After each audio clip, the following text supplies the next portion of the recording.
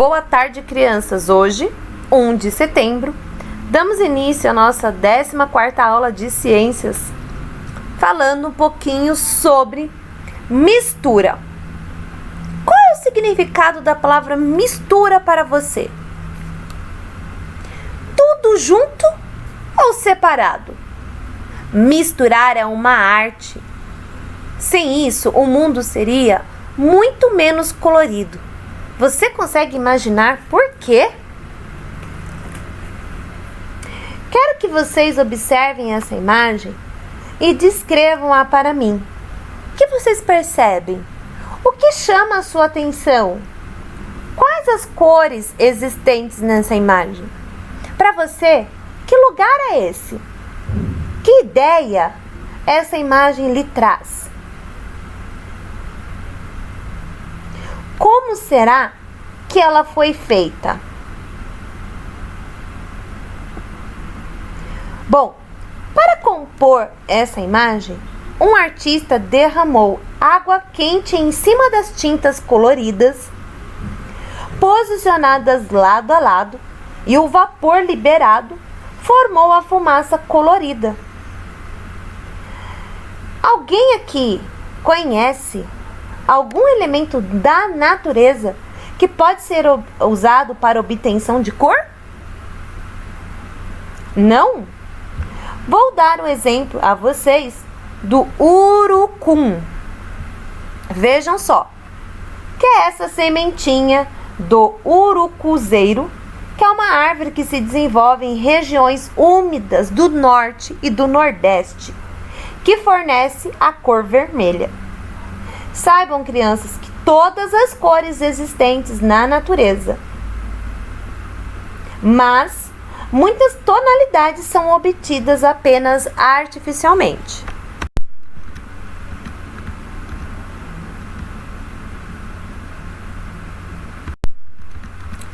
Dando sequência na página 256, vamos conhecer um pouquinho que substância se mistura. Saibam, crianças, que as substâncias elas são classificadas quimicamente em nível microscópico e as suas propriedades como ponto de fusão e ebulição são bem definidas. Elas podem ser de dois tipos: simples, quando formadas por um único elemento, como o gás oxigênio, ou compostas quando formadas por dois ou mais elementos, como a água. Já as misturas homogêneas, elas não têm componentes visíveis e podem ser confundidas com substâncias. Entretanto, as suas propriedades como ponto de fusão e ebulição não são definidas na maioria das vezes, já que tem composição variável diferentes substâncias. Ovos, farinha de trigo, leite, açúcar e fermento. Juntamos tudo em uma tigela, levamos ao forno e eis que surge um bolo. Mesmo se olharmos uma fatia do bolo bem de perto, não perceberíamos que ele é feito de ingredientes tão diferentes: a gema amarela e pastosa do ovo, o leite com a sua brancura líquida e pó fininho da farinha. Tanto o bolo quanto os ovos são feitos da união de mais de um componente, ou seja, são misturas. Para os cientistas, mistura é um conjunto de substâncias. Então, chamamos de substância tudo aquilo que é formado por partes de um só tipo. O açúcar, por exemplo, é um composto somente de açúcar. Por isso, ele é considerado uma substância. Da mesma maneira, o sal marinho é composto apenas de sal. Por isso, é também uma substância. Se juntarmos o sal e o açúcar, teremos uma mistura. Pela aparência, nem sempre é fácil distinguir uma mistura de uma substância. A farinha de trigo, por exemplo, ela parece uma substância, pois é branca e uniforme. Entretanto, ela é uma mistura, visto que ela é composta de carboidratos, proteínas, fibras, vitaminas e sais minerais, assim como a água que bebemos, que é uma mistura de água e sais minerais. Um outro exemplo, as joias de ouro, elas não são formadas por ouro puro. Então, porque o ouro puro, ele é muito mole. Por isso, ele precisa ser misturado com outro metal para que fique rígido. Então, todo elemento que precisa ser misturado a um outro para ele ser composto, ele deixa de ser uma substância e passa a ser uma mistura.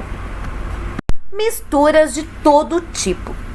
Praticamente tudo que vemos ao nosso redor é mistura. É raro encontrarmos substâncias puras na natureza. As misturas, elas podem se apresentar em diferentes estados físicos. Sólido, como farinha e rochas. Líquido, como a água e o suco, ou ainda gasoso, como o ar que respiramos. As misturas estão por toda parte, em estado sólido, líquido ou gasoso.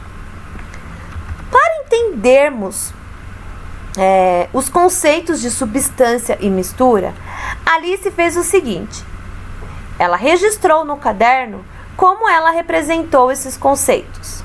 Então, olha só, ela representou no seu caderno o açúcar, o sal marinho e a farinha de trigo. O que você percebe nessa representação da Alice? Veja bem, como que está sendo representado o açúcar, como está sendo representado o sal e a farinha. O sal e o açúcar é uma substância. Por que é uma substância? Porque é composto de um único elemento. Por isso, ela representou de uma única maneira.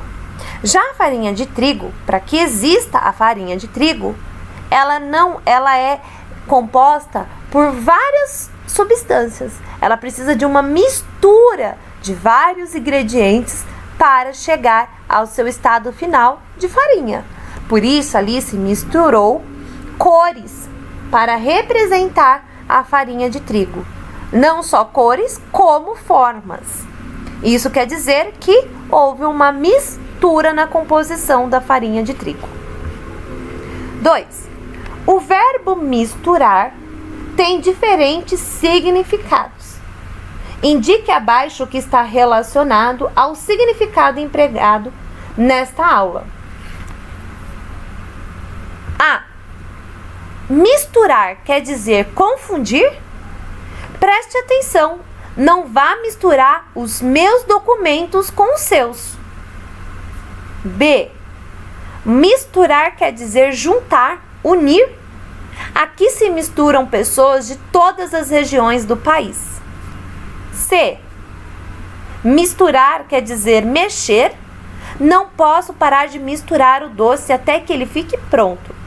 Diante do que falamos referente a mistura e substância, o que o verbo misturar significa diante da aula, da atividade aplicada agora? Por trás da aparência. Nesta aula, você aprenderá como as misturas são classificadas. Quando conseguimos ver camadas ou pontos de diferentes cores no conteúdo de um recipiente, facilmente percebemos mais de um tipo de substância que compõe essa mistura.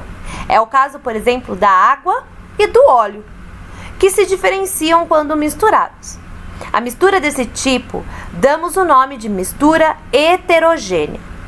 Outros exemplos de misturas heterogêneas são a água com a areia, água com gasolina, pedras claras e pedras escuras. Outro tipo de mistura é aquele que tem aspecto uniforme. Os seus componentes são todos pequenos e bem misturados, que é impossível identificar diferenças mesmo com microscópio. Esse tipo de mistura é chamada de mistura homogênea.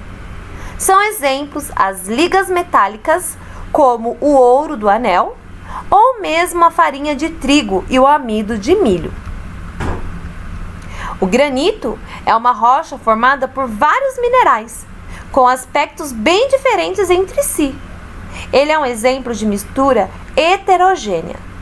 O ar não poluído é um exemplo de mistura homogênea.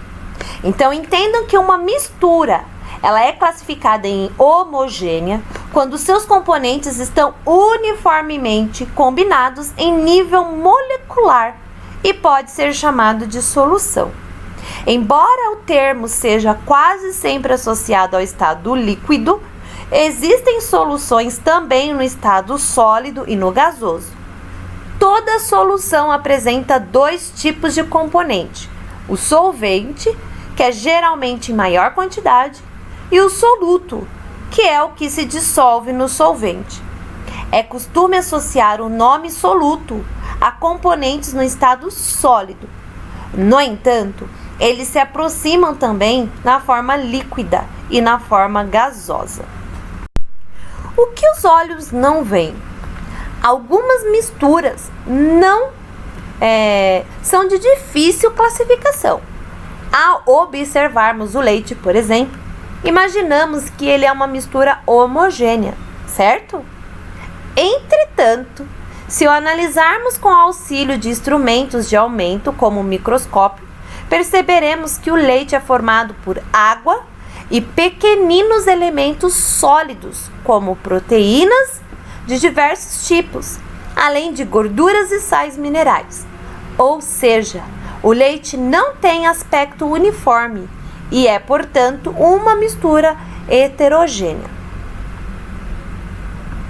Bom, o João, ele está plantando um cacto e para isso ele fez uma mistura de terra com areia, ideal para esse tipo de planta. Como você classificaria essa mistura? Homogênea ou heterogênea? E por quê? Então pensem bem antes de responder. Lembrando que homogênea é quando é igual, formado por mesmo componente, e heterogênea quando são componentes, substâncias diferentes na composição daquele elemento. Observe a tabela no rótulo de uma embalagem de água mineral. A água mineral é uma substância pura ou uma mistura? Por quê? Veja, todo elemento ele é composto por essa tabela, né, no rótulo da embalagem. Diante dessa tabela, nós podemos analisar se aquele produto ele é um produto homogêneo ou heterogêneo. Isso nos ajuda muito. Então, analisem com calma essa tabela da água mineral e responda se ela é uma substância pura ou se há mistura de outras substâncias na sua composição. B. Se a água mineral é uma mistura, por que não é possível enxergar os seus componentes? Trata-se de que tipo de mistura? Então, os sais minerais, eles são tão pequenos e estão tão misturados que é impossível distingui-los na água. Portanto, trata-se de uma mistura homogênea. Trata-se de uma mistura homogênea porque, ao ser misturados esses sais minerais, eles não são visíveis. Apesar de estarem ali, não tem como distingui-lo. Muito bem! Agora que nós começamos a aprender um pouquinho sobre substâncias e misturas homogêneas e heterogêneas, vou deixá-los descansar para o nosso encontro de amanhã. Um bom descanso e até amanhã!